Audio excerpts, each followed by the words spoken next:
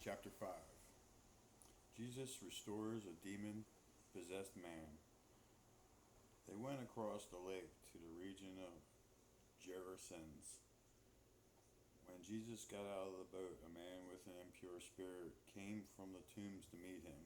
This man lived in the tombs, and no one could bind him any more, not even with a chain, for he had often been chained hand and foot. But he tore the chains apart and broke the irons on his feet, for no one was strong enough to subdue him. Night and day among the tombs and in the hills he would cry out and cut himself with stones. When he saw Jesus from a distance, he ran and fell on his knees in front of him. He shouted at the top of his voice, "What do you want with me, Jesus, Son of the Most High God? In God's name, don't torture me." For Jesus had said to him, "Come out of this man, you impure spirit." Then Jesus asked him, "What is your name?" "My name is Legion," he replied, "for we are many." And he begged Jesus again and again not to send them out of the area. A large herd of pigs was feeding on the nearby hillside. The demons begged Jesus, "Send us among the pigs. Allow us to go into them." He gave them permission, and the impure spirits came out and went into the pigs. The herd, about 2,000 in number, rushed down the steep bank into the lake and were drowned.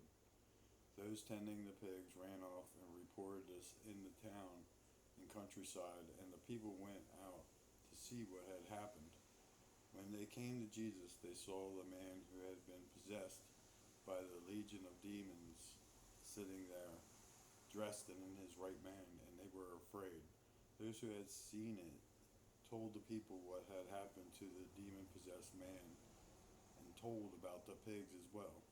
Then the people began to plead with Jesus to leave their region.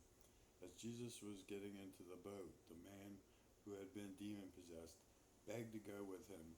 Jesus did not let him, but said, "Go home to your own people and tell them how much the Lord has done for you and how he has had mercy on you." So the man went away and began to tell in Decapolis how much Jesus had done for him, and all the people were amazed.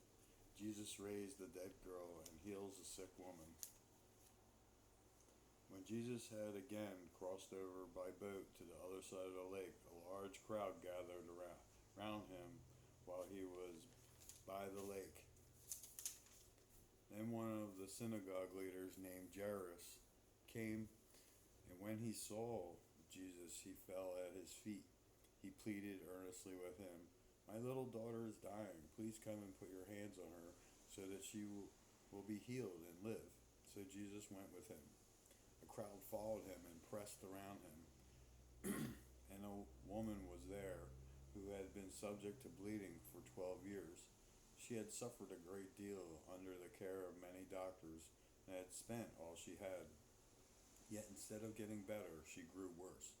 When she heard about Jesus, she came up behind him in the crowd and touched his cloak, because she thought, "If I just touch his clothes, I will be healed."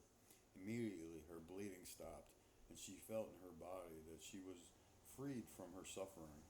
At once Jesus realized that power had gone out from him. He turned around in the crowd and asked, "Who touched my clothes?" "You see the people crowding against you," his disciples answered, "and yet you can ask, 'Who touched me?'" But Jesus kept looking around to see who had done it.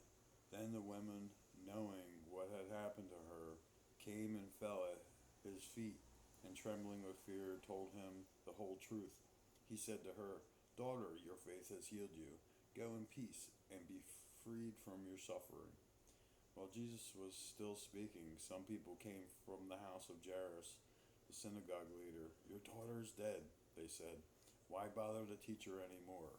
Overhearing what they said, Jesus told him, "Don't be afraid, just believe." He did not let anyone follow him except Peter, James, and John, the brother of James. When they came to the home of the synagogue leader, Jesus saw a commotion with people crying and wailing loudly. He went in and said to them, "Why all this commotion and wailing? The child is not dead, but asleep." But they laughed at him. After he put them all out, he took the child's father and mother and the disciples who were with him and went in where the child was. He took her by the hand and said to her, "Talitha Noam," which means, "Little girl, I say to you, get up." Immediately the girl stood up and began to walk around. She was 12 years old. At this, they were completely astonished. He gave strict orders not to let anyone know about this and told him to give her something to eat. Mark chapter 5.